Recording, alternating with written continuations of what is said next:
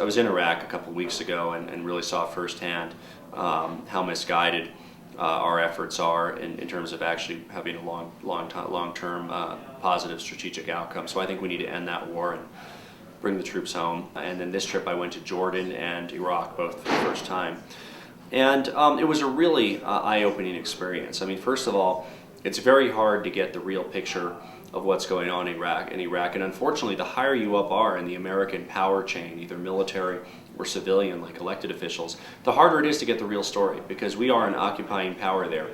And when you're talking to Iraqis within Iraq, you have American soldiers marching by, all the trappings of an occupied power.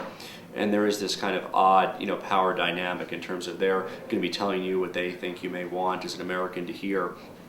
And the higher you are in the American hierarchy, the worse that problem is. So it's very difficult for any Westerner or American to get a picture of what's going on. I drilled a couple levels down, certainly not to the street level, which you really can't, because if you walk around you'll get shot. But I was able to meet with NGOs and relief organizations that are working on the ground and delivering aid, and also municipal officials that operate outside the bubble of the green zone, which is where their national government operates.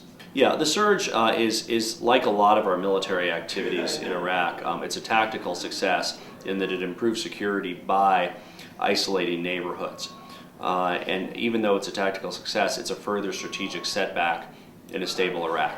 So, for instance, the aid organizations are frustrated they can no longer deliver food and blankets and goods throughout the city of Baghdad. If your uncle or cousin lives 8 blocks away, you might not be able to get through the military checkpoint to visit them.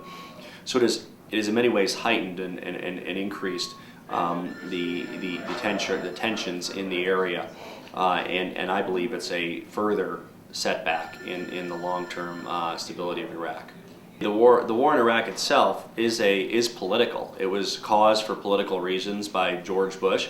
It was supported, unfortunately, by too many Democrats even at the time for political reasons. They looked at, it is the wrong war, and I think that anybody who wants to serve in Congress should absolutely go to Iraq and try to learn about the situation firsthand, and not just go to Iraq and just meet with the top level officials who will tell them things that you can frankly get from the administration's press releases, but try to drill 1 or 2 levels down and learn more about what's really going on. One of the most productive parts about the trip for me was Jordan, because in Jordan, where there's 1 million Iraqi refugees in the greater Amman area, they're much more open about talking to you. They're no longer in immediate danger. Of course, they're frustrated, they're tired.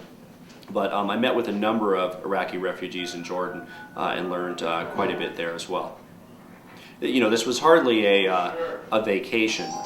This is how I chose to spend my Thanksgiving, actually, much to the chagrin of my mother and my family. While certainly I didn't put myself in harm's way as long or as much as the men and women who serve our military, nevertheless was taking on some risk. But that's really the least that I can do if I hope to execute the office of United States Congress.